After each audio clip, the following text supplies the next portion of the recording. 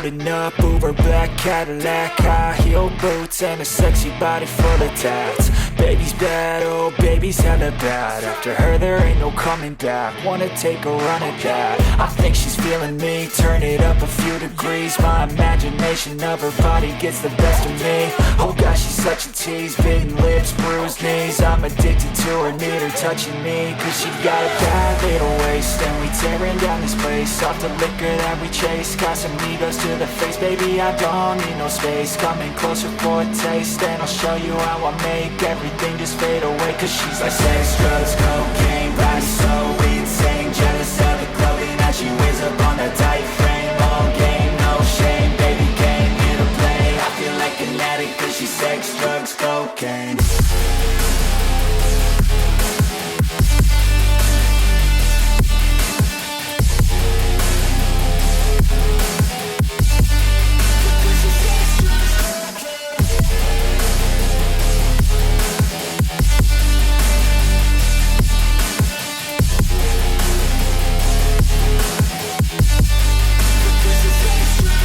Got a fine little body and her mind's kinda naughty.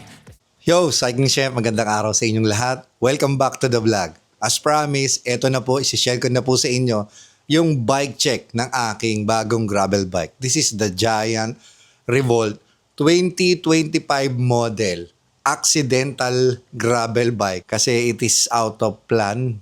Bali, I'm eyeing for other gravel bike or other brand for the upcoming 2026 season. It so happen na meron akong tinitignan sa isang bike shop dito sa may Angeles, Balibago, doon sa chain wheel. So titingala-tingala tayo doon at meron tayong nakitang gravel bike and that's the Giant. And then all of a sudden, yung owner sabi sa akin, gusto mo sir, kunin mo yung bike, bigyan kita ng 20% off. Sabi ko mukhang okay na deal yun kasi for a bike shop na mag-offer ng 20% off, bira. So shout out sa chain wheel.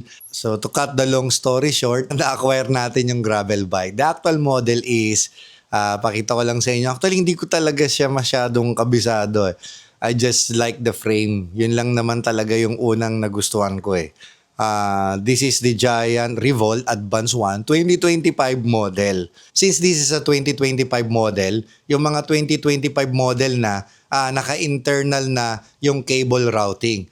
So, ang color niya, tignan nyo na lang, I'm not particular with the color. Hindi talaga yung kulay din yung nagustuhan ko. Pero, it's all about the frame. Yun lang, at least meron akong magagamit na gravel bike for the remainder of the year. Nakuha ko to siguro around November na.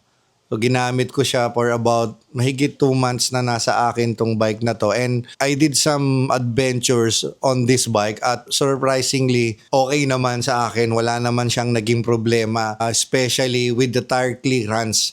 Yun ang isa sa number 1 na nagustuhan ko dun sa bike na to. And of course, madali siyang iahon dahil because of its geometry. Maganda rin siyang i-descend. Isa pa, it's a bike that is very versatile, comfortable, at very compliant. Kumbaga sa Tagalog, madali siyang makapalagayan ng loob. So, yun ang experience ko dito sa bike na to. Ngayon, ang ginawa ko lang naman, yung mga parts, inilipat ko lang dito sa bike na to at andito pa sa akin yung mga parts na naka-SRAM siya na 1x12 speed. Bali, share ko na rin, baka sakali. Naka-SRAM Rival 1. Yung brake levers niya, guys, it's a SRAM Rival 1 and yung cassette is SRAM PG12 31 12 speed 11 to 44. Tapos, SRAM Apex siya D1. Bali yung lever niya, meron siyang dropper switch kasi naka-dropper post itong gravel bike na ito, Tapos SRAM Apex 1 wide dub 40 teeth. Tapos since the bike is medium, yung crank arm nito is 172.5. Tapos press fit, ang wheelset naman niya is from Giant PX2 disc wheelset alloy pero tubeless ready naman na ito. Yung tires niya nakasama sa bike na to is Giant Crosscut Grip 700 by 45C. Tubeless ready rin. Tapos, ang maximum tire clearance nung frame is 53 mm.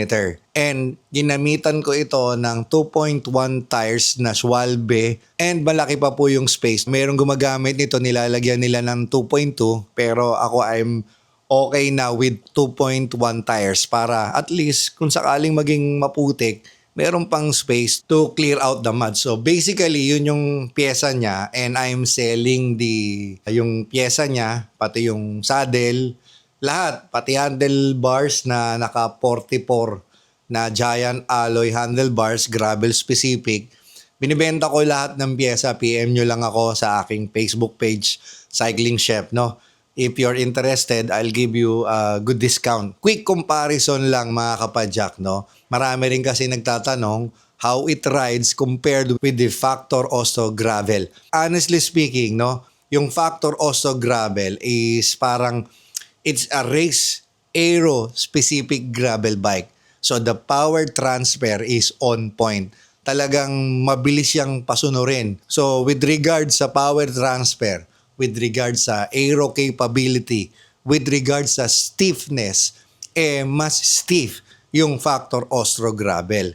Ngayon, comparing it with the Giant Revolt with regards sa comfort, kung gagamitin mo siya for long gravel races, with regards sa tire clearance, iba pa rin yung Giant. Kaya kung nagustuhan itong bike na to is because of the tire clearance kasi there are things that I wanted to do on this channel na hindi kayang gawin ng Factor Ostro Gravel. There are adventure rides na gusto kong gawin at hindi kayang ibigay sa akin ng Factor Ostro Gravel. Kasi ang trend talaga ngayon, papunta dun sa tire clearance. Mas magandang tire clearance, mas magiging versatile yung mga rides mo. Mas magiging versatile yung bike mo as well as yung gagawin mong mga rides gamit yung bike na gusto mong gamitin. So this bike, pwede mo siyang gamitin for your gravel adventure. Pwede mo rin siyang dalhin sa multi-day off-the-grid bike packing kasi there are provisions. Pwede mong malagyan ng mga attachment so you can use this for some crazy stuff. Pwede mo itong gamitin for syempre gravel race if you're racing. Tapos hindi ka na nagwo-worry na magkakaroon ng problema yung frame mo na magkaroon ng mga gas-gas, etc. Kasi maganda nga yung tire clearance. So itong Giant Revolt, ang isa pang key features niya is meron siyang flip chip. So you can use it with the long wheelbase or shorter wheelbase. Depende sa ride and feel and ride quality na gusto mo or depende sa gusto mong gawin na klase ng ride. If you use the shorter wheelbase kapag binaligtad mo yung flip chip niya, ang maximum tire clearance niya lang is about 45mm. Pero kapag naka long wheelbase siya na setup is abot siya ng 53mm or 2.2 maximum yung iba. Pero ako, 2.1 lang. Sold na ako doon mga kapadyak. So ako naman, I'm not interested with that. Hindi ko naman siya gagamitin na baligtaran. So okay lang din na nandyan siya. Pero para sa akin, it's okay na naka-long wheelbase ako palagi doon sa mga klase ng rides na gusto ko nga gawin. Pero importante, meron siya na provision if gusto mo na shorter wheelbase for other riding feel na gusto mong gawin doon sa gravel bike na ito. Okay guys, let's go through the specific parts na ginamit ko, no?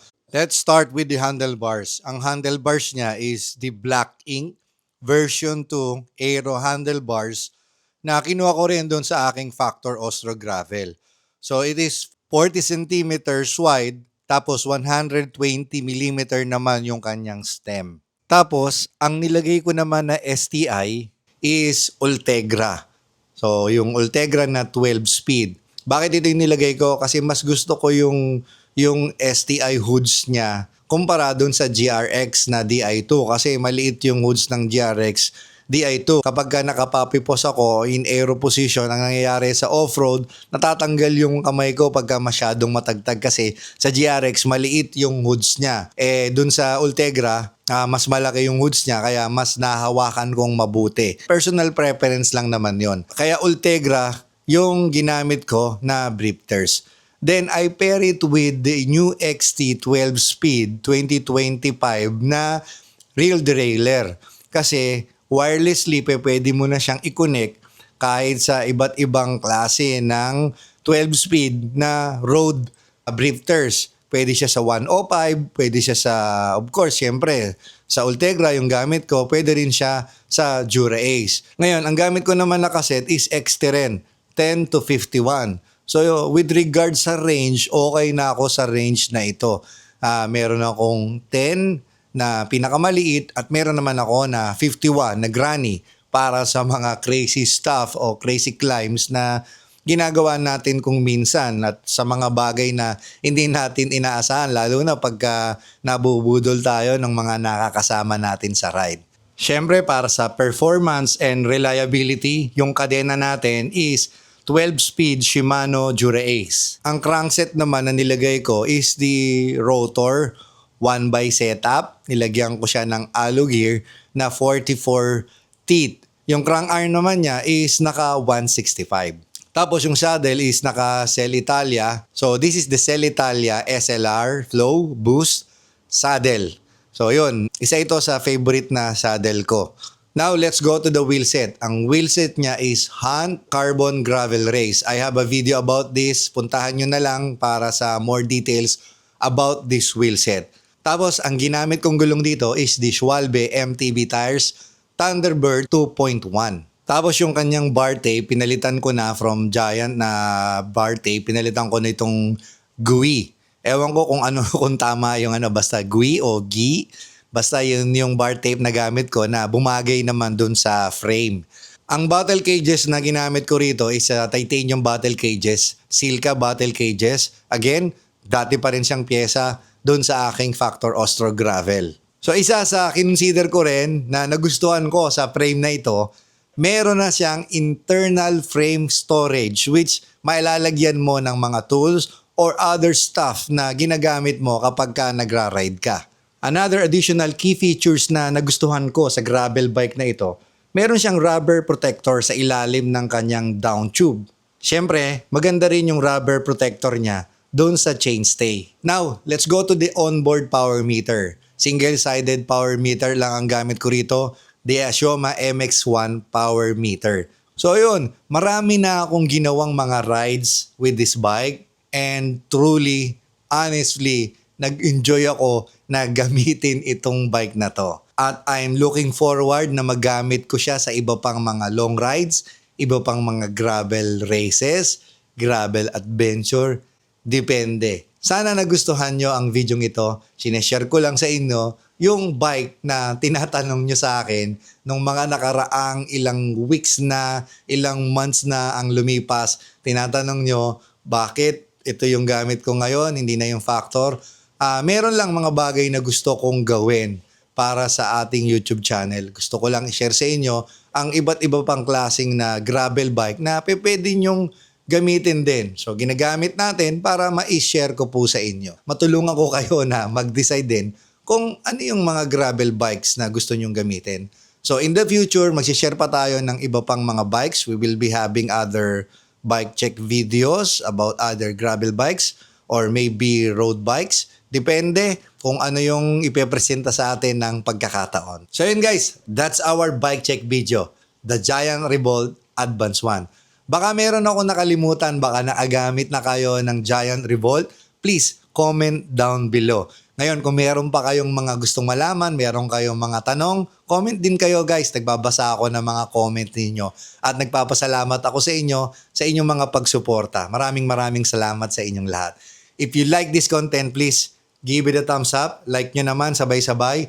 At kung hindi pa po kayo nakasubscribe, please subscribe at my YouTube channel. Para naman sa ganun, mas marami pa tayong ma-share na mga bike-related videos, mga gravel rides, gravel adventure, multi-day rides in the future, and gravel races of course.